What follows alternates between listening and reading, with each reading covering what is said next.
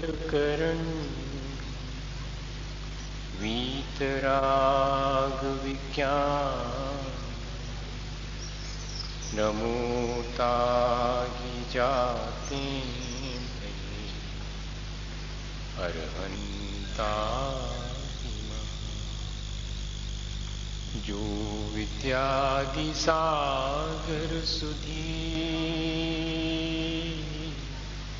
जो विद्यादि सागर सुधी गुरु हैं हितैषी शुद्धात्म में निरत नित्य हितोपदेशी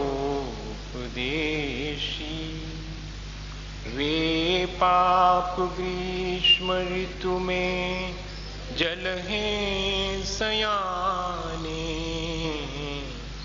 पूजून हैं सतत केवल ज्ञान पाने पूजून हैं सतत केवल ज्ञान पाने। बोले भगवान महावीर स्वामी की, आचार्य कुंद कुंद स्वामी की, आचार्य गुरुवर विद्यासागर मुनि महाराज की।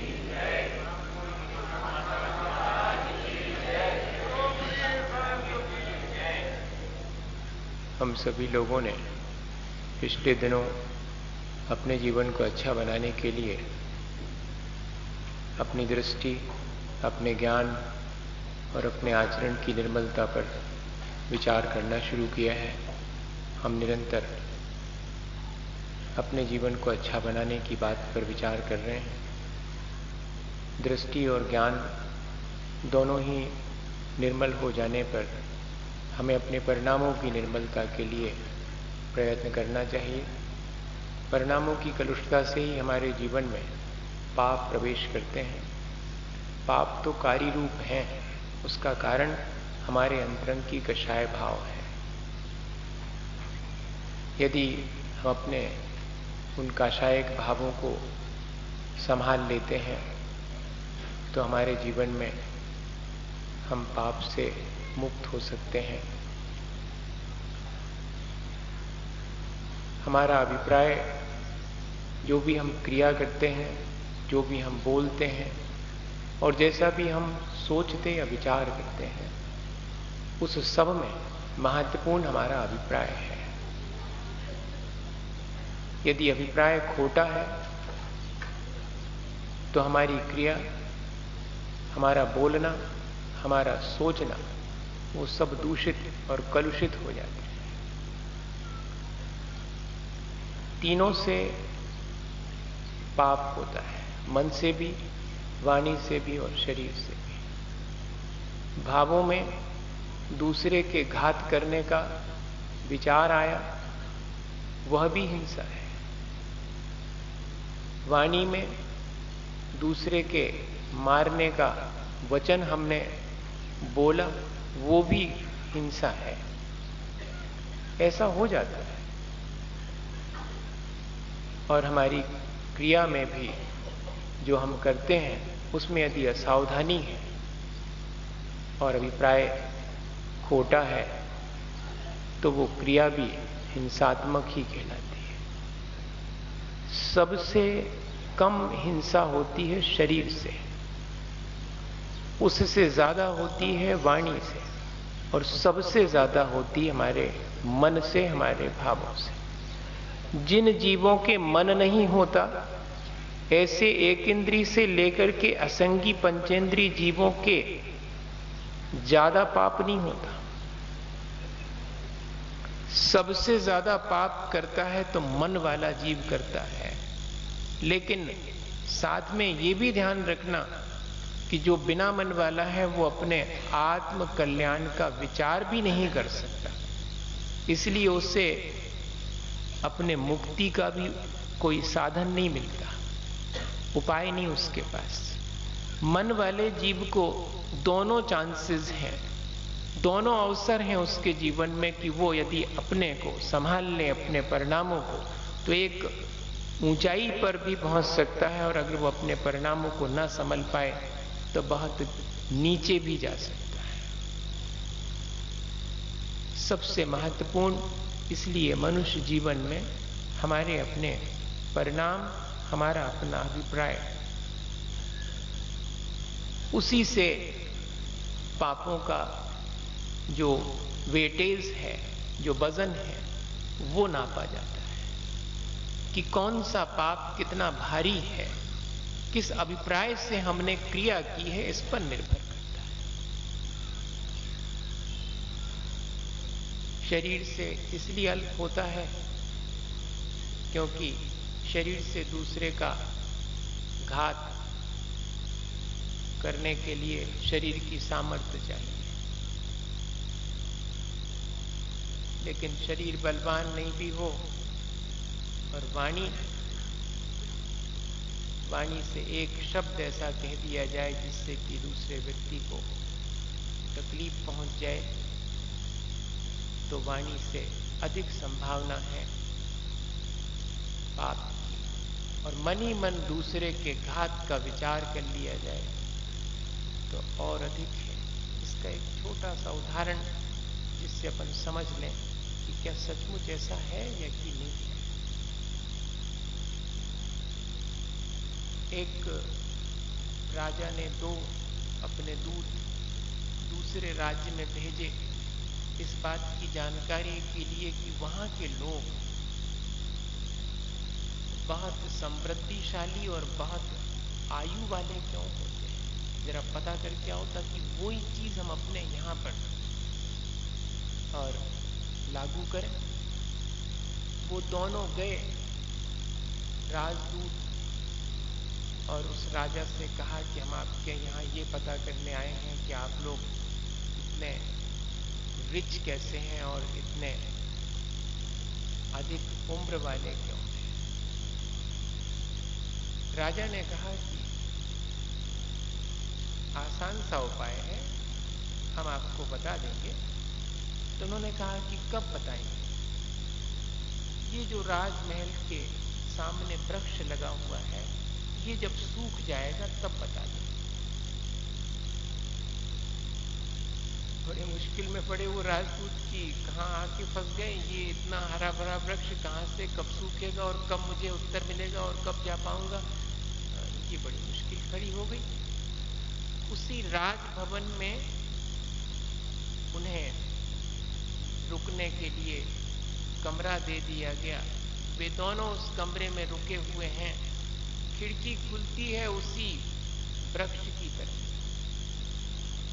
एक एक दिन गुजर रहा है उनका, सब सुख सुविधाएं हैं उनको, लेकिन अभी जवाब जब तक नहीं मिलेगा तब तक लौट नहीं सकते, और जवाब तब मिलेगा जबकि सामने का वृक्ष सूख जाए। रोज सुबह दोपहर शाम जब जब भी खिड़की में खड़े होते हैं, वृक्ष को देखते हैं तो इंतजार करते हैं, विचार करते हैं कि कब सूख जावे और कब मुझे जवाब मिल जाए और कब यहां ऐसे लौट जाऊं। और आप आश्चर्य करेंगे, कहानी कितनी सही है हम नहीं जानते, लेकिन जीवन में ये सच्चाई हमारे देखने में हम चाहें तो देख सकते हैं।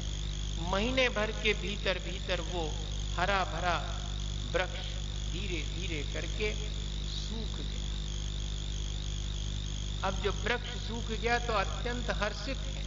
जितना जितना वृक्ष सूखता जाता है वे राजदूत उतने ही हर्षित होते हैं रोज, और एक दिन वो पूरा सूख जाता है। तब दरबार में जाके कहते हैं कि वो जो सामने का वृक्ष जिसकी की शर्त तय हुई थी कि सूख जाएगा तब आप जवाब देंगे, दें राजन जवाब, ताकि हम लौटकर अपने राजा को बताएं कि क्या कारण है आपके यहाँ पर अधिक उम्र वाले और अधिक संपन्न लोगों के होने का।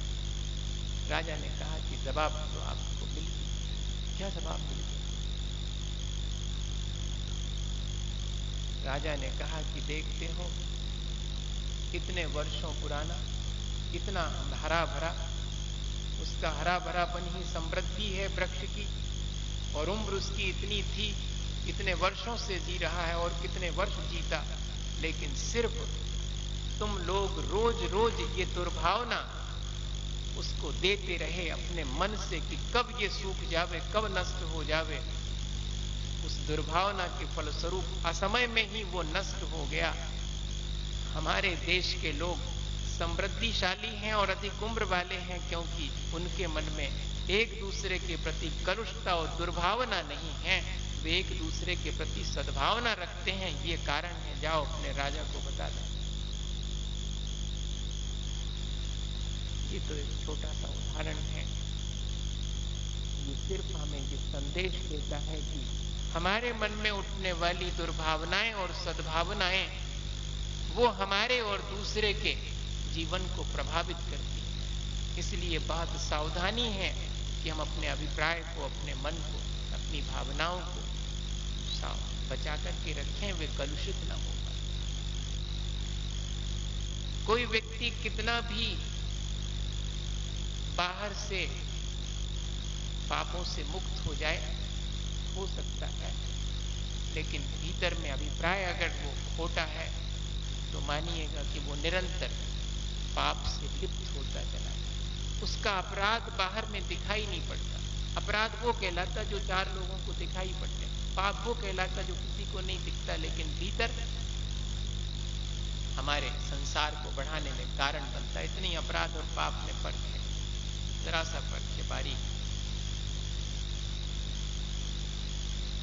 हिंसा हमारे अभिप्राय से ज्यादा होती है।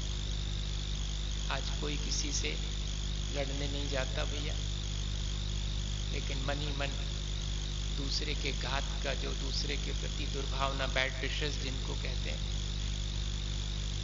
मैंने इसका अपने जीवन में उदाहरण देखा। हम लोग ललितपुर चले जा रहे थे, 1987 की बात है। ललितपुर में वाचना के समय जब थुबोन जी का चतुर्मास करके, और हम उन दिनों खुरई में थे और आचार्य महाराज पूरे संघ सहित थुबोन जी का चतुर्मास करके और फिर चंदेरी होते हुए ललितपुर आए थे। शायद 88 हो, 87 का चतुर्मास हुआ था, तो 88 जनवरी के लगभग की बात होगी, उसी समय। तब रास्ते से चले जा रहे थे बिहार करते हुए, सारा संघ है, साधु जन चले जा रहे हैं, त्यागी व्रती भी हैं, और गर्मी का समय आ गया था, ठंड तो व्यतीत हो गई थी यहाँ पर चंदेरी में। और उसके बाद आचार्य श्री पहुंचे थे ललितपुर ग्रीष्म काल में। उसके पहले, महावीर जयंती के पहले है, हाँ, उसके बाद की बात है, सॉरी, चंदेरी से उधर पहुंच करके फिर गए। तब उस समय जब विहार करके जा रहे थे, तब रास्ते में बहुत, उन दिनों में आम में मोर आती, लग जाते हैं आम, छोटे छोटे उसमें फल लगे हुए थे, और पूरा वृक्ष लद गया था, जिससे कि झुक जाते हैं, वृक्ष की डालें झुक जाती हैं बोझ से, झुकी हुई, दोनों तरफ रास्ते के लगे हुए हैं। उनको रखवाला रक्षा करने के लिए बैठा हुआ है, क्योंकि रोड साइड में है, बच्चे पत्थर फेंक के तोड़े ना, खराब ना करें। हमारे देखते देखते हम आश्चर्य करते हैं, अभी भी उसके पीछे का साइंस हमारे समझ में नहीं आया आज तक। हम 2-3 महाराज, योग सागर जी महाराज, समता सागर जी महाराज, 3 लोग थे, और हमारे आगे और कुछ त्यागी व्रती, और वो जा रहे हैं 2-2, 3-3 के ग्रुप में, और वो 10 कदम उस वृक्ष से आगे निकले हैं और हम 10 कदम उस वृक्ष से पीछे हैं, और इस बीच में उस वृक्ष की लदी फदी बहुत बड़ी सी डगाल टूट करके नीचे गिरी। हम लोग चकित हैं, वो पीछे मुड़ के देखते हैं, हम लोग तो 10 कदम आगे देख रहे हैं कि ये डगाल टूट के गिर गई, इतनी, अभी क्या हुआ इसको? वो रखवाला कहता है नजर लग गई, नजर लग गई, इतना ही कहता है, दुखी होकर के। और वास्तव में वही चीज थी। कितने फरे हुए हैं, बाहर से शब्द ऐसा मालूम पड़ रहा जैसे प्रशंसा कर रहे हो, लेकिन भीतर दुर्भावना। हाँ, ये ध्यान रखना, भीतर की दुर्भावना इतनी प्रबल है कि बाहर के कहे गए शब्दों की चोट की कितने फटे हुए हैं। जिसका है उसका तो समझ लो कि ठाठ है, उसके तो इस बार बहुत धन संपत्ति आएगी। उस धन संपदा से भीतर में ईर्ष्या हो गई है, और वो ईर्ष्या जो है दुर्भावना बन करके उसको नष्ट करने में कारण बनती है। मैं उदाहरण इसलिए दे रहा हूं ताकि हम अपने मन को संभाल सकें। क्रिया तो बहुत संभाली, जिंदगी से संभाल रहे हैं क्रिया, खूब संभाल ली क्रिया के, क्रिया समझ जावे, लेकिन भाव संभाल लेते तो शायद आज तक हमारी स्थिति कुछ और होती।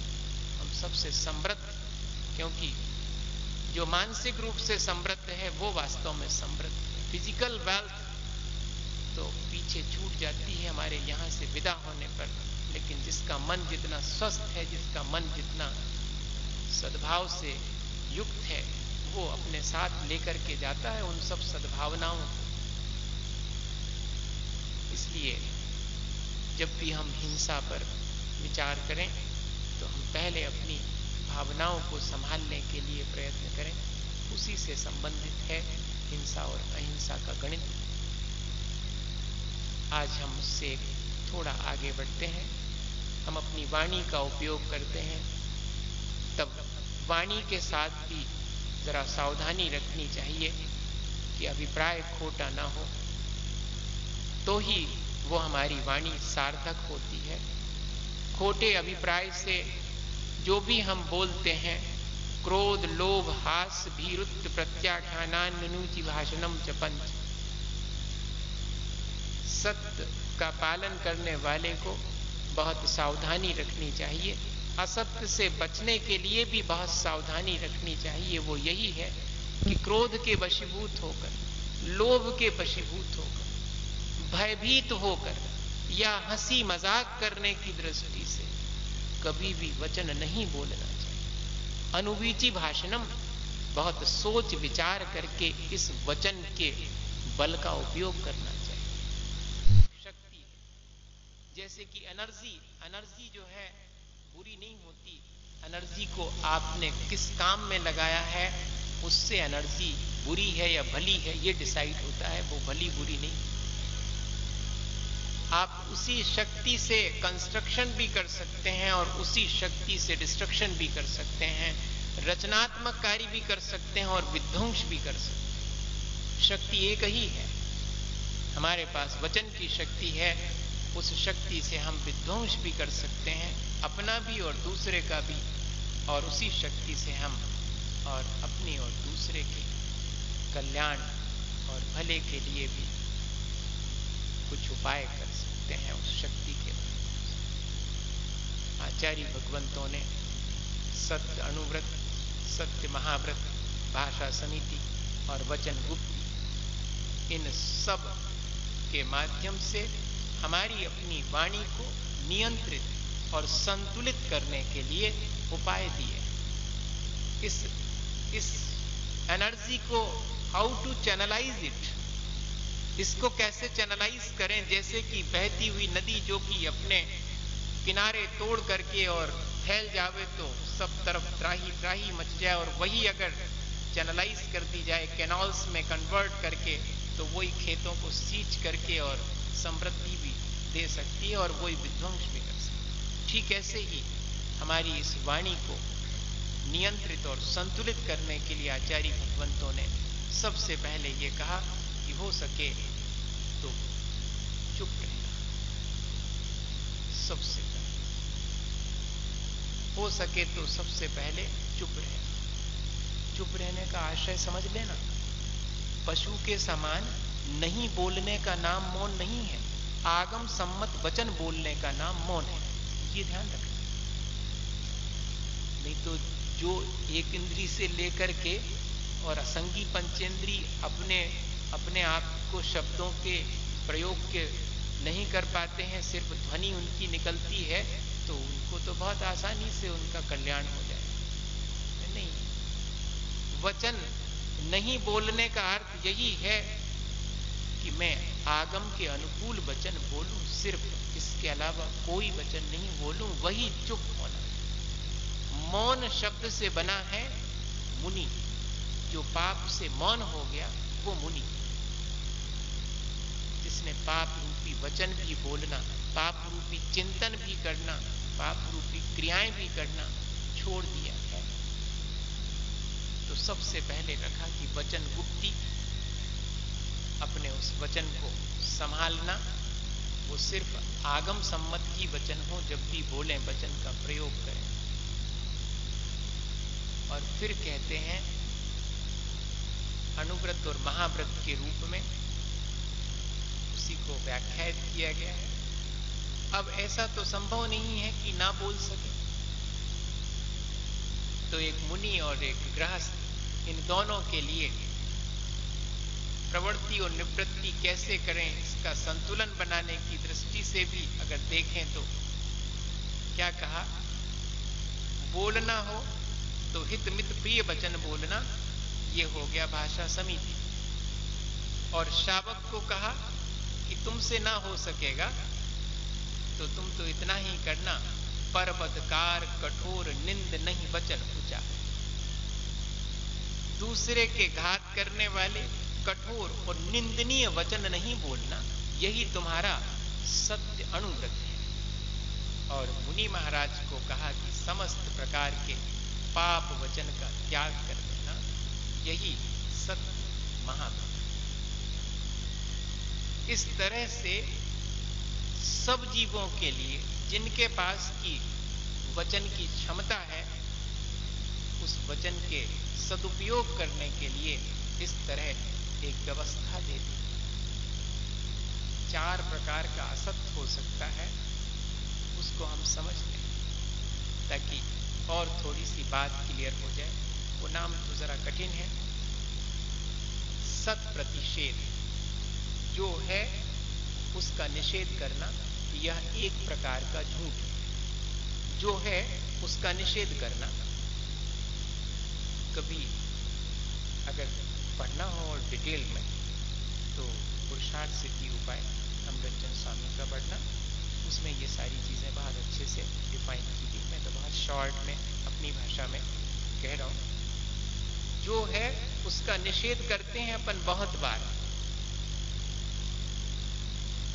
जैसे उदाहरण दिया है उसमें कि मनुष्य और तिर्यंचों की अकाल मृत्यु होती है, पर यह कहना कि नहीं होती, ये सत प्रतिषेध नाम का असत्य है। ये जो कहते हैं उदाहरण उसमें दिया। सैद्धांतिक व्यवहार में तो सबको मालूम है कि जो चीज है हम उसका निषेध कर देते हैं। बहुत सहज है ऐसा झूठ, तो हम बहुत बार बोलते हैं। घर में मित्र आता है मिलने के लिए और मालूम है कि वो किताब मंगाएगा और अपने को देनी नहीं है, तो माँ से कहलवा देते कि जब आवे तो कहना है नहीं, अपन तो पढ़ रहे ऊपर कमरे। ऐसा तो कई बार है। जो है उसका निषेध कर दे। सैद्धांतिक रूप से लिखा है कि मनुष्य और तिर्यंचों के अकाल में मरण हो सकता है, यह सिद्धांत है। लेकिन यह कहना कि नहीं हो सकता, ये सत प्रतिषेध नाम का झूठ या कि असत्य वचन। फिर कह रहे हैं अभूत उद्भावन, जो नहीं है उसे कहना। और इसके लिए उदाहरण दिया है कि देव और नारकी जीवों की अकाल मृत्यु नहीं होती, तो उनकी अकाल मृत्यु मानना, ये कहलाएगा असत उद्भावन। जो नहीं है उसको कहना कि है ऐसा। ये भी सांसारिक रूप से तो बहुत उदाहरण है भैया। अपन सब तो सुबह से शाम तक यही तो करते हैं। जो है जैसा है वैसा कहाँ कहते हैं। अपन तो सिर्फ ऐसा बोलते हैं जिससे कि सच मालूम पड़े। सच हो इसकी जरूरत थोड़ी नहीं, ऐसा मालूम पड़ना चाहिए कि सच। धोखा देने वाला धोखा दे रहा है सदा से कि वो जो दे रहा है वो धोखा नहीं है। धोखा देने वाला धोखा दे रहा है सदा से कि वो जो दे रहा है वो धोखा नहीं है। ऐसा नहीं है कि खाने वाला बुद्धू है, धोखा खाने वाला धोखा खा रहा है सदा से कि वो जो खा रहा है वो धोखा नहीं है। धोखा धोखा होने के बाद भी फल रहा है, दोनों मजे में, दोनों का काम चल रहा है।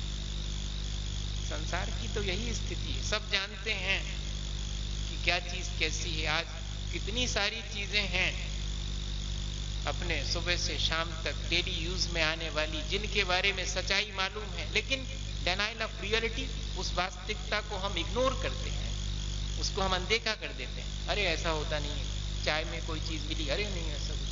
किसी चीज में कोई चीज के बारे में पेपर में निकल जाए, कोल्ड ड्रिंक्स के बारे में निकला था, थोड़े दिन तो चला मामला, फिर उसके बाद में कोई ने नहीं माना। फिर ये क्या चीज है? असत्य का समर्थन और सत्य का निषेध। और क्या चीज है? ऐसा दिन भर अपन करते रहते हैं। इसलिए आचार्य भगवंतों ने उस असत्य से, सत्य तो बोलना लेकिन असत्य से बच करके रहना, क्योंकि इसके पीछे अभिप्राय क्या है, कहीं ना कहीं कोई अज्ञानता या आसक्ति है, इतना ही है मन में। अज्ञानतावश भी हम असत्य बोलते हैं, और कई बार तो हम जानबूझकर अपनी आसक्ति की वजह से भी, लोलुपता की वजह से जानते हैं कि ये चीजें अहितकारी हैं। उस पर लिखा रहता सिगरेट पर, harmful, injurious for the health, सब पर लिखा रहता है, लेकिन इसके बाद भी डिनाइल ऑफ रियलिटी, वास्तविकता से पलायन करना, इग्नोर, उसको अनदेखा करना, नहीं नहीं ये कुछ नहीं होता, सब लिखा हुआ है।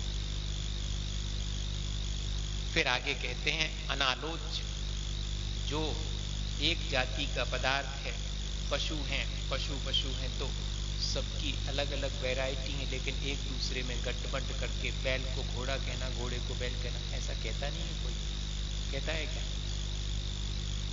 ये तो एक उदाहरण दिया हुआ है, पर ऐसे और बहुत सारे उदाहरण हैं। एक ही जाति की चीजों को एक दूसरे में मिक्स करके अपन नहीं करते हैं, ऐसा झूठ। अरे भैया, मंदिर के बाजू वाली छत पर हम शुद्धि करने गए थे एक जगह, नाम नहीं बताएंगे स्थान का, सो वहां पर जो है शुद्धि करने गए तो वहां पर मिट्टी का बड़ी बारीक पीले रंग की बहुत बढ़िया मिट्टी का ढेर लगा था। हमने पूछा कि अरे, बोले महाराज जी दूसरे का घर है, अपन तो शुद्धि करने उनकी छत पे आ गए, क्योंकि मंदिर से लगी हुई है तो उनकी परमिशन रहती कि हाँ यहाँ से शुद्धि वगैरह कर दो। उनकी यहाँ पर ये मिट्टी सूख रही, हमने कहा मिट्टी सूख रही? कहते हाँ उनका हल्दी का धंधा है, हल्दी का, पिसी हल्दी बेचते हैं। एक समझ में आ गया सबके?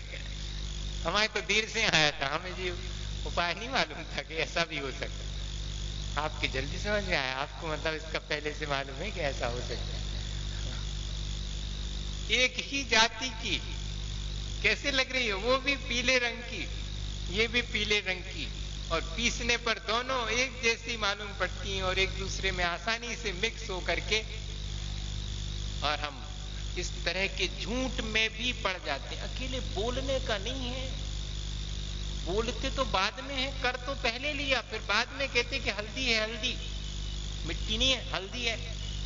वो बिकती भी उसी भाव से है, हल्दी के भाव से, मिट्टी भी रंग एक सा है, इसलिए उसमें मिक्स कर दिया। ऐसी बहुत सारी चीजें मिक्स करके आती, वो सब इसी झूठ के अंतर्गत आती। पता नहीं लगता अपने को, अपन कहाँ, आज तो दिन भर में हम कोई से भी कुछ बोले ही नहीं है, आज हमने भी कुछ झूठ तो सवाल ही नहीं उठता।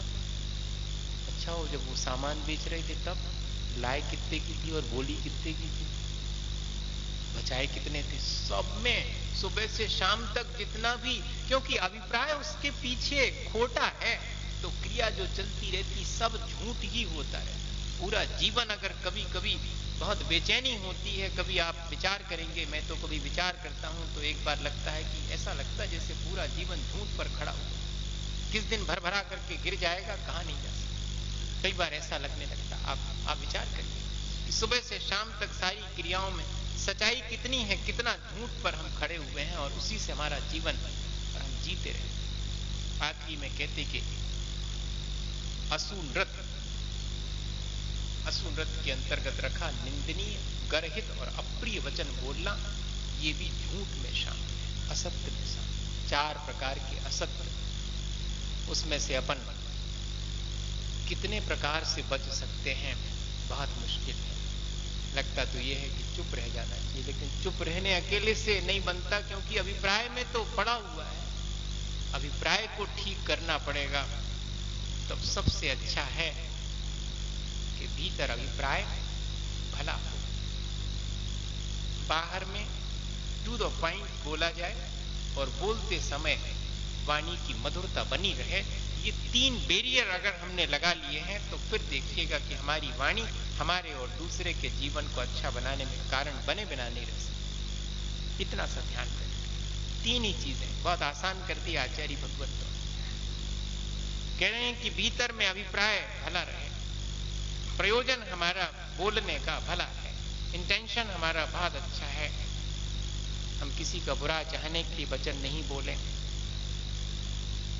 पहले नंबर कि मैं बोलूंगा तो सच बोलूंगा, अभिप्राय मेरा झूठा नहीं होगा, और सच बोल रहा हूं और अभिप्राय भी ठीक है, लेकिन संभव है कि परिणाम ठीक ना निकले, तो मैं पहले से परिणाम को थोड़ा सा कैलकुलेट कर लूंगा कि कहीं ऐसा तो नहीं कि ये बात कहने से, जबकि मैं सच कह रहा हूं और ये जो बात मैं कह रहा हूं मेरा अभिप्राय भी बहुत अच्छा है, लेकिन इसके बावजूद भी इसके रिजल्ट्स जो है वो हो सकता है कि गड़बड़ा जाए। तो पहले से परिणाम का विचार करके फिर बोलता है कि अगर परिणाम ठीक नहीं निकलेगा तो भी मैं चुप रह जाता हूं, सावधानी से बोलूंगा। बोलना तो है, सच भी है, मुझे इस व्यक्ति से सच से परिचय भी करवाना, लेकिन समय देखकर। जैसे कि विश्वनाथ ने अपने बेटे नरेंद्र को एक दिन मां से कठोर वचन कहते हुए देखा तो बड़े विचलित हुए कि मेरा बेटा अपनी ही मां से कठोर वचन बोलता है। अब कैसे समझाया जाए? सच्चाई तो उनको मालूम है, और कहना चाहें तो उसी समय कह सकते थे कि मिस्टर, मां है तुम्हारी, ठीक से बोला करें, कह सकते थे, लेकिन अभी नहीं। अभी इसका परिणाम ठीक ना निकलेगा। बेटे को भला बनाने का विचार भी है, प्रयोजन अच्छा है, और तुमने कठोर वचन बोले हैं ये कहना भी सच ही है, लेकिन परिणाम ठीक नहीं निकलेगा। अभी कह के और बाहर गया है, जाने दो, अभी मत टोको। शाम को जब अपने 4 मित्रों के साथ नरेंद्र लौट कर घर आते हैं तो दरवाजा खोलते हैं अपने कमरे का, तो उस पर एक बड़ा सारा कागज चिपका हुआ है, जिस पर क्या लिखा, आज नरेंद्र ने अपनी मां से कठोर वचन बोले, क्या नरेंद्र का यह व्यवहार ठीक है? बस 4 मित्रों के साथ जब उन्होंने वो पढ़ा, 11 साल के हैं, 11 साल का बेटा पढ़ता है, कागज पे लिखा हुआ है, पिता के हाथ की लिखाई, उनसे ना कहा जाए तो मन कड़वा होता है, सच कड़वा नहीं। सच तो सच है, वो तो सुखद ही होगा, कड़वा कैसे हो सकता है? लेकिन सच को कहने वाले का मन अगर कड़वा है तो सच को वो कड़वा कर देगा। और अपन अधिकांश समय आप अपने भीतर टटोल के देखना कि सच भी अपन बोलते हैं तो अभिप्राय खोटा ही होता है कि अब बताते इनको इनकी सच्चाई, और फिर गिराएंगे इनको नीचे, और फिर दिखाएंगे इनको नीचा, तब फिर वो सच भी कड़वा होगा। हमारा मन कड़वा हुआ तो हमारी वाणी में फिर कड़वाहट आना शुरू हो ही जाती है। कितने भी मीठे वचन बोलो, लेकिन वो सब कड़वे हो जाएंगे अगर अभिप्राय कड़वा है। इसलिए लिखा कि मधुर बोलना, अर्थात भीतर में अभिप्राय भला है और थोड़े वचन हैं और साथ में प्रेम से पगे हुए हैं। कुरल काव्य में तिरुवल्लुवर आचार्य लिखते हैं कि जिसके वाणी में मधुरता है और आंखों में स्निग्धता है, मानिएगा कि वो धर्म के मार्ग पर चल करके अपना आत्म कल्याण कर सकता है। ये प्रारंभिक स्थिति है, बहुत कठिन है, दोनों चीजें एक साथ मिलना। अपने आंखों से अपनी कलुषता और अपनी निर्मलता का एहसास आप चाहें तो आसानी से कर सकते हैं। अपनी आंखों की स्निग्धता को आप परख सकते हैं और अपनी वाणी की मधुरता या कठोर पने को भी परख सकते हैं। दूसरे के नहीं परखना, अपने स्वयं के, कि जैसे वचन में बोलता हूं वैसे दूसरे से सुनना पसंद करता हूं, जैसे मैं दूसरे को देखता हूं वैसा कोई मुझे देखे तो मैं पसंद करता हूं, ऐसे करना पड़ेगा पहचान।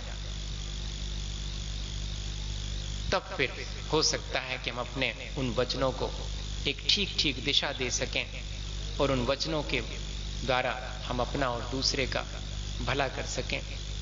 भैया, वचन सबके पास हैं, उनका प्रयोग करने भर की विधि अपन को आवे तो वे वचन हम अपने सार्थक बना सकते हैं। चाहे कोई भी व्रत हो, वो अहिंसा से ही जुड़ा हुआ है। सच भी बोलेंगे तो भले के लिए बोलेंगे, झूठ नहीं बोलेंगे, ये त्याग है, और सच बोलेंगे ये प्रवृत्ति है, लेकिन वह सच भी ऐसा हो जो कि हितकारी हो।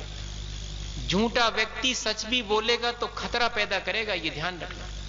और भले व्यक्ति के मुंह से अगर झूठ भी निकल जाए तो दूसरे के लिए कल्याण करने के लिए निकली होगी, ये ध्यान रखना। इसलिए पहले जरूरी है भीतर का झूठा और सच्चा होना। अकेले वचन का झूठा सच्चा होना जरूरी नहीं है। ये सावधानी, क्योंकि झूठा व्यक्ति सच भी बोलेगा तो दूसरे का बिगाड़ करने के लिए करेगा, उपद्रव करने के लिए बोलेगा सच। जरूरत क्या आ गई थी आपको सच बोलने की? इतने सत्यवादी कैसे हो गए आप? भीतर तो झूठ बैठा हुआ है, भीतर तो खोटा अभिप्राय बैठा हुआ है, तब तो बोलने के लिए सच तैयार हो गए आप। ये सावधानी। एक छोटी सी घटना सबको शायद मालूम होगी, फिर से अपन रिवाइज कर लेते हैं। बहुत प्रसिद्ध घटना है। मुनि महाराज जी जंगल में ध्यान में लीन बैठे हैं और एक कसाई जिसकी गाय उसके हाथ से छूट गई है और जंगल में भाग गई है, और वो पीछे पीछे उसको पकड़ने के लिए दौड़ रहा है, और वो गाय महाराज के सामने से निकल करके जंगल में घने पीछे चली जाती है। कसाई ये नहीं देख पाता कि जंगल में किस रास्ते पर गई है। इतनी डिस्टेंस चूंकि उसकी गाय से हो जाती है तो वो भ्रमित हो जाता वहां जहां महाराज बैठे, वहां आकर के कि इस तरफ गई कि इस तरफ गई, जंगल में कहीं ना कहीं किस दिशा में गई महाराज बता सकेंगे। तो पूछता है महाराज से कि बाबा जी, मेरी गाय अभी यहां आई और किस तरफ चली गई आप बताएं, आपने तो देखा होगा। मुनि महाराज देख रहे हैं कि सच बोलने का परिणाम तो खोटा निकलेगा। सामने वाला गाय का मालिक तो है, लेकिन गाय के प्राणों का घात करेगा, इसलिए मालिक नहीं है वो उसका, खरीदी उसने है। खरीदना अलग बात है पैसे में किसी चीज को, और उसके मालिक होना बिल्कुल अलग बात है। ये ध्यान रखना। अपन चीजों को खरीद लेते हैं, लेकिन अगर उनका दुरुपयोग करते हैं तो अपन उसके मालिक नहीं है। मालिक तो वो है जो उसका सदुपयोग करे, वरना तो गुलाम है वो। हम शरीर के गुलाम हो जाते हैं अगर शरीर का सदुपयोग नहीं करते, वाणी का सदुपयोग नहीं करते। ये सब चीजें हमें मिली हुई हैं, इनके हम मालिक तब कहलाएंगे जब हम इनका सदुपयोग करते हैं। अब समझ गए वो कि ये तो घात करेगा, क्या करें अब? झूठ बोला नहीं जा सकता, झूठ बोलने का आजीवन का त्याग है, और सच बोलेंगे तो परिणाम ठीक नहीं निकलेगा। तब फौरन महाराज बैठे हुए थे, खड़े हो गए। खड़े होकर के बोले कि भाई, मैं जब से यहां खड़ा हूं तब से तो मैंने किसी गाय को यहां जाते हुए नहीं देखा। मैं बैठा हुआ था तब निकली हो तो मैं क्या कह सकता हूं। मैं जब से यहां खड़ा हूं तब से मैंने किसी गाय को यहां जाते हुए नहीं देखा। ये वचन बोलने के पीछे सावधानी का उदाहरण है कि कितनी अवेयरनेस है कि हम कैसे दूसरे के प्राणों की भी रक्षा करें और हम भी झूठ से लिप्त ना हो पाए। हम सच हमेशा हमारे वाणी में और हमारे जीवन में बना रहे। अगर इस तरह हम अपनी वाणी को एक अच्छी दिशा दें और अपने अभिप्राय के अनुसार अपने अभिप्राय को अच्छा बना करके और फिर वाणी बोलें, तो हमारी वाणी उपकार करने वाली होगी, हमारा भी और दूसरे का भी। और इस तरह हम अपने जीवन को अच्छा बना सकते हैं, इसी भावना के साथ कि हमारा जीवन अच्छा बने। बोले आचार्य गुरु और विद्यासागर।